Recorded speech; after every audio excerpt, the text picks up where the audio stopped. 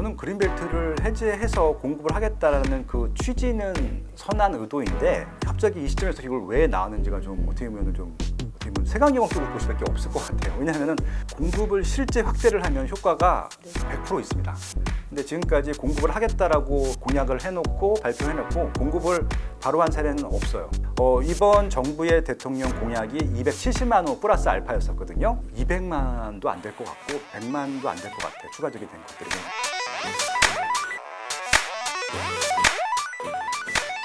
일타 강사와 함께하는 경제일타해법. 오늘은요, 부동산 시장에 대해 현실적인 조언을 해주실 분 모셨습니다. 김학렬 소장님이십니다. 어서 오세요. 안녕하세요. 안녕하세요. 스마트튜브 부동산조사연구소 김학렬 소장입니다. 25년째 부동산 리서치 회사에서 일하고 있습니다. 반갑습니다. 소장님, 저희 방송이 항상 부동산 이슈가 많은 분들이 관심을 가져주셔서 조회수도 가장 높게 나오거든요. 궁금한 점이 너무 많은데 바로 첫 번째 질문 한번 드려볼게요. 서울 아파트 값이 요즘에 계속 상승됩니다. 그래서 뭐 7, 8월에 계약된 서울 아파트 실거래 가격이 뭐 역대 최고가의 90%까지 뭐 회복이 됐다. 뭐 이렇게 나타났다고 하는데요. 서울 아파트 매매 가격 흐름 어떻게 보고 계실까요? 지금 말씀하신 대로 최근에 거래가 되는 것들 보면은 작년보다는 확실히 상승 거래가 많은 것 같고요. 상승 거래 중에서 신고가를 갱신한 아파트들도 있고 아까 이제 90%라고 말씀하셨잖아요. 이제 평균이 90%이기 때문에 100%가 넘은 아파트도 있지만 90%가 안 되는 아파트도 있다는 얘기거든요. 그래서 아마 여러분들이 뉴스나 매스컴에서 보는 아파트들은 대부분 신고가를 갱신했다라고 보시면 될 것 같고 좀 인기 없는 입지에 좀 구축, 나홀로 아파트 이런 것들은 아직도 조정 중인 아파트들도 있어요. 그래서 조금 섞여 있다는 것들을 꼭 감안해서 보시면 좋을 것 같고 지금 아마 실수요자들이 이사를 가고 싶은 아파트 위주로 좀 상승하고 있다. 그 정도로 이해하시면 될 것 같습니다. 뭐 그럼 이 같은 흐름이 조금 앞으로는 어떤 방향으로 흘러갈 것으로 보세요?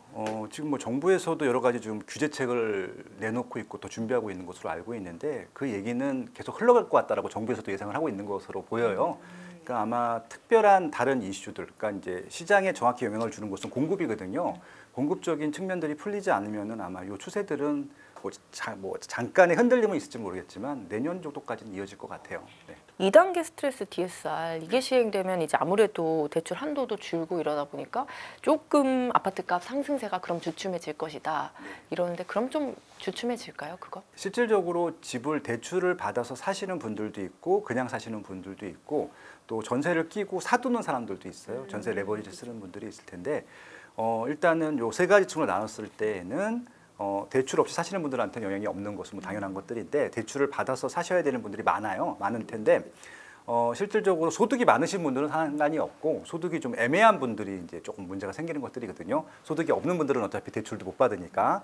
그래서 실질적으로 아마 그 DSR 2단계가 실시되기 전보다는 대출 총량이 줄 거예요. 그래서 아마 이사하는데 이사를 좀 더 큰 집으로 가려고 마음 먹으셨던 분들은 현상 유지 혹은 좀 하급지로 이사할 수도 있긴 하겠지만 이사 가려고 하는 수가 좀 많이 줄 것 같지는 않아요. 그러니까 왜 그러냐면은 지금이 투자 수요라고 하면은 그것들이 영향이 좀 있을 것 같은데 지금 대부분 실수요거든요. 이사를 가거나 이사를 가기 위해서 미리 좀 사두는 수요들이기 때문에 그들은 어차피 꼭 이사를 가셔야 되는 분들이기 때문에 선택은 무조건 하셔야 되거든요. 그러다 보니까 대출이 줄어든 만큼 그 안에서 아마 선택지가 좀 줄어드는 것뿐이지 뭐 거래량이 크게 줄거나 그러지는 않을 것 같아요. 근데 소장님 이렇게 서울 아파트 값은 이렇게 상승하지만 항상 문제가 되는 게 이제 지방은 서울과 너무 많이 차이가 나니까요. 또 대출 금리가 시중은행들이 좀 줄인상을 하면서 오히려 회복에 대한 기대감이 지방은 좀 줄었다. 지방 부동산에 대한 전망은 좀 어떻게 보고 계실까요? 말씀하신 대로 이제 서울, 경기, 인천, 수도권이라고 하는 지역들은 0 이상 결국은 다 전세든 매매든 상승 선을 지금 몇 주째 그리고 있는데 지방은 아직도 전세 매매 평균 수치는 0 이하에 있거든요. 조정 중인 곳들이 많고 거래가 된다 하더라도 이게 매수자보다는 매도자가 조금 더 고개를 숙이고 들어가야 되는 그런 시장이라서 매수자들이 원하는 대로 가격을 이렇게 조정을 해줘야지 거래가 되는 지금 시장이거든요. 이런 시장이 좀 어느 정도 지속될 것 같은데 좀 안타까운 게 뭐냐면은 지금 아까 말씀하신 스트레스 DSR 2단계를 시작하게 되면은 서울 수도권은 오히려 금액대가 커요. 그렇기 때문에 다른 방법들이 있는 분들이 많은데 지방은 딱 그 스트레스 DSR에 해당되는 세대들이 많은 쪽이거든요. 그래서 지방은 더 어려울 수도 있을 것 같기도 해요. 지방에 따라 다르긴 하겠지만 그래서 아마 지방은 지금처럼 좀 우울한 분위기가 한동안 조금 더 유지될 것 같다는 예상을 해보고 있습니다. 지방은 특히 중공후에 이제 미분양이 나는 사태도 정말 많다고 하는데 그러면 수도권과 지방 뭐 이런 온도차는 어떻게 해결하는 게 좋을까요? 지금 굉장히 중요한 지표를 짚어주셨는데요. 이제 미분양 이제 발표가 매월 첫째 주 혹은 매월 마지막 주에 발표가 되는데 이 국토교통부에서 발표하는 미분양 수치를 보게 되면은 지금 한 80%가 다 지방 미분양이고요. 중공업 미분양까지 합치게 되면은 거의 90%가 다 지방이거든요. 그래서 그것들이 소진되는 속도가 서울은 미분양이 난다 하더라도 순간 미분양이고 대부분 다 줍줍이라든지 추가 분양 통해서 반드시 다 해결이 되는데 지방은 한번 미분양이 나면 그게 계속 그대로 유지가 되는 거예요. 특별한 이슈가 없는 이상. 그리고 또 추가로 분양을 하게 되면은 이전에 분양했던 건 분양이 더 안 되고 추가로 분양했던 것 중에서 또 미분양이 쌓이기 때문에 계속 누적되는 효과가 발생되고 있어서 작년 1년 동안 지방은 분양을 거의 안 했어요. 분양을 안 했는데도 미분양이 소진되지 않고 있는 적들이 많기 때문에 지방은 지금 미분양을 위한 해소를 위한 정책들이 좀 필요한 시점이라고 보시면 될 것 같고 이 미분양 수치 때문에 지방청이 더 어려운 경향도 있습니다. 그 이유가 지방 미분양 난 아파트도 있고 분양을 아직 안 했지만 할 아파트도 있고 기존 구축도 있고 준신축도 있기 때문에 지방은 지금 선택의 대안이 많거든요. 그래서 지금 지방에서는 내 집 마련을 하실 분들은 급하지가 않은 거예요. 골라 할 수 있기 때문에. 그래서 뭔가 선택지가 좀 줄어드는 시점이 필요할 텐데 이렇게 되기 위해서는 공급을 지금 공급한 것들을 줄일 수는 없거든요. 새로운 투자 수요층들을 유입해서 수요층들을 조금 많게 하는 좀 전략들이 필요할 텐데 항상 이렇게 지방이 침체됐을 때는 투자자들을 지방에 투입하는 정책들을 폈거든요. 그래서 아마 9월 이후에서 정부에서 고민하고 있는 게 그런 걸 것 같아요. 수도권은 규제를 그냥 간다 하더라도 지방의 어느 타이밍에 다주택자들, 투자자들을 넣어야 될 것인가 그런 것들을 고민하고 있지 않을까 그렇게 예측하고 있습니다. 부동산 시장 얘기할 때 항상 또 같이 봐야 될 게 금리를 저희가 많이 얘기를 하는데요. 금리가 지금 미국에서 금리 이제 인하가 확정될 것 같다 이런 분위기가 있고 그럼 또 시장의 반응도 좀 바뀔 것 같단 말이에요. 그리고 또 한은도 금리 인하를 당연히 이제 미국이 하면 이제 따라할 것 같은 분위기가 있는데요. 금리 인하 시기에 따른 부동산 시장 전망을 좀 해주신다면. 그러니까 지금 이제 스트레스 DSR 2단계를 올해 실행하고 내년에 3단계를 시행한다는 이유 중에 하나도 금리를 올릴 것 같으면은 그걸 하지 않았을 거예요. 이제 금리를 내릴 것이기 때문에 선제적으로 제도적으로 대출이 급속하게 증가하는 걸 방지하기 위해서 DSR을 좀 정책을 펴고 있다고 생각을 하고 있는데 그러다 보니까 기준금리가 내리게 되면은 아무래도 주택을 살려고 하는 사람들의 심리가 조금 움직일 것 같긴 해요. 근데 이제 중요한 것은 기준금리하고 주택담보금리는 좀 달라요. 대출금리 다르기 때문에 좀 구분하시 볼 필요가 있는데 지금 말씀드린 대로 심리가 움직이는 데 영향을 줄 것 같거든요. 근데 실질적으로 대출을 받는 데는 이미 기준금리가 지금 작년에 해서 올해가 거의 똑같은데 예를 들어서 지금 일반인들이 받는 대출 금리는 2022년도 4, 4분기보다 2023년도보다 2024년도 금리가 더 낮거든요. 그래서 2년 연속 그 금리가 내려온 것들로 지금 대출을 받고 있기 때문에 기준 금리가 내려온다 하더라도 이미 좀 선반영된 경향들이 있거든요. 그래서 아마 심리에 영향을 주겠지만 실질적으로 대출 금리가 시장에 좀 유동성을 좀 이렇게 더 많게 하는 데는 부동산 시장 쪽에서는 금융 쪽은 다른 문제겠지만 큰 영향은 없을 것 같다라고 예상을 하고 있고 다만 이제 심리가 그래도 금리가 내려왔으니까 사볼까 이런 좀 수요들이 조금은 증가하지 않을까 그 정도로만 예상하고 있습니다. 정부는 이제 수도권 집값 상승에 대해서 과열 분위기가 있을 때 적절한 이제 공급을 통해서 뭐 진정을 시키겠다 이렇게 얘기를 했는데 소장님이 보시기에 이렇게 공급 확대가 부동산 시장 안정에 확실한 좀 효과가 될 수 있을까요? 공급을 실제 확대를 하면 효과가 100% 있습니다. 근데 지금까지 공급을 하겠다라고 공약을 해놓고 발표해놓고 공급을 바로 한 사례는 없어요. 딱 한 번 있었습니다. 노태우 대통령 때 89년도에 발표한 것들을 정말 임기 내에 4년 만에 실행을 했고 김영삼 대통령이 취임하신 다음에 그 혜택을 고스란히 김영삼 대통령님께서 보신 거거든요.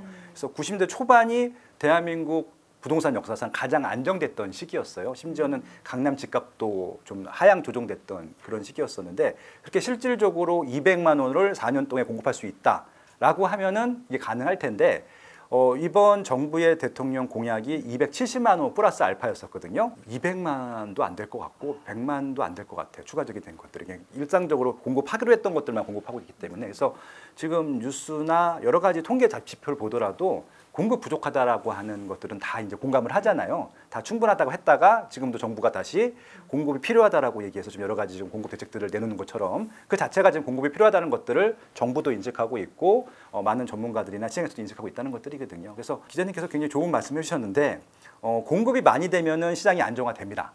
근데 그거는 실제 공급이 됐을 때, 그러니까 노태우 대통령 때처럼 그게 아니면은 공약만으로는 이제 사람들이 하도 속았기 때문에 양측의 소년이거든요. 이제 너무 이제 속이 다 보이는 이제 정쟁이가 된 것들이죠. 그래서 아마 시장에 효과는 없을 것 같아요. 정부가 이제 그린벨트를 해제한다고 해서 뭐 기획 부동산의 뭐 지분 쪼개기에 뭐 잠식당하는 후보지 토지들이 이제 있고 당장 우리 집값을 잡기에는 좀 부적절한 대책이다 이런 지적이 있는데요.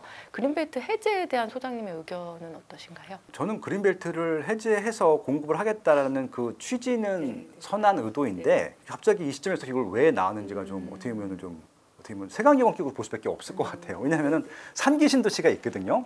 3기 신도시를 지금 첫사도 안 떴단 말이에요. 착공도 안 해놓은 상태에서 지금 택지 조성만 하고 있는 단계에서 갑자기 그것도 다 활성화가 안 됐는데 그린벨트를 왜 굳이 풀려고 하는지 잘 모르겠어요. 왜냐하면 3기 신도시는 굉장히 쾌적한 용적률로 지금 공급이 되고 있습니다. 1기 신도시, 2기 신도시, 3기 신도시 중에서 제일 쾌적하거든요. 그러면은 조금만 용적률만 올려준다 하더라도 그린벨트 푼 것으로 인한 공급 확대 정책을 그냥 3기 신도시에 적용해도 되는 양이 나오거든요. 그럼 굳이 그린벨트를 지금 풀 필요가 있겠느냐. 그러니까 저는 그냥 어찌 보면은 그린벨트에 투자한 사람들, 지금 말씀대로 뭐 쪼개기 하고 있다 그러잖아요. 투자한 사람들만 좀 배불리려고 하는 정책처럼 보이는 거예요. 이게 지금 이 시점에서 왜?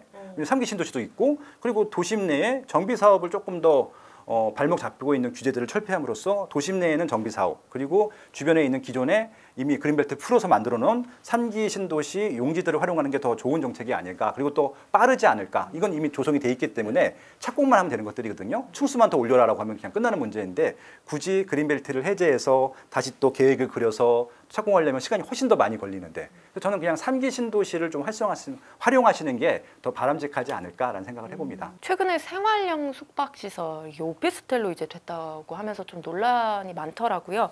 어떤 부분이 논란인지 소장님이 보시기에 한번 짚어주시고 해결 방안이 있다면 어떤 방안이 있을까요? 해결하려면 굉장히 단순한 문제이고 해결을 못하려고 하면 굉장히 복잡한 문제일 텐데 결론부터 말씀을 드리면은 문제를 만든 사람과 지금 해결해야 되는 사람이 다르기 때문에 지금 이제 상호 충돌이 생긴 것들이었거든요. 그러니까 지난 정부에서 어찌 보면은 이제 주택 공급이 부족한데 충분하다를 이제 그 5년 임기 중에 2년 동안 얘기하다가 막판 3년 동안 부족하다는 것들을 결국 이제 서로 그냥 공감할 수밖에 없었고 급속하게 공급을 늘리려다 보니까 다세대 빌라, 오피스텔, 생활형 숙박시설을 아파트 대용 상품으로 그냥 막 허가를 해준 거예요.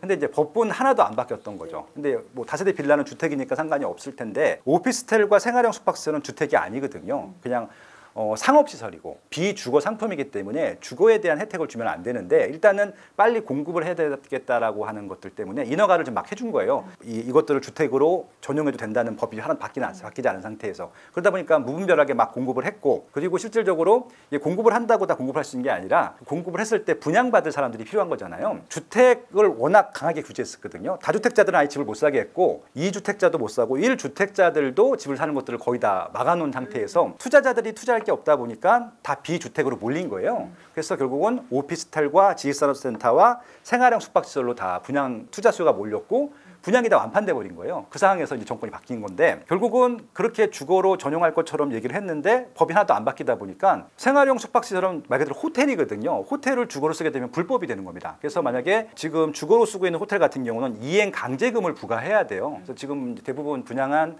생활형 숙박시설이 다 국민주택 규모거든요. 그래서 매년 적게는 4천만 원, 많게는 뭐 8천만 원까지 금액에 따라 다르겠지만 부여를 받는 거예요. 그러면 그거를 주거로 이용할 수가 없잖아요. 근데 이제 이걸 주거로 전용할 수 있을 줄 알고 혹은 전세나 월세로 줄 줄 알고 분양받았던 사람들한테는 중간에 붕 떠버린 거죠.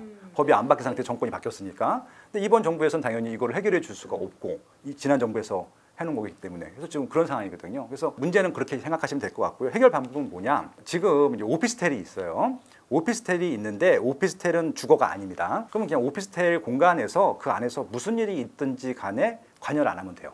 주거로 쓰든지 오피스로 쓰든지. 생활형 숙박수를 전 똑같다고 생각하고 있거든요.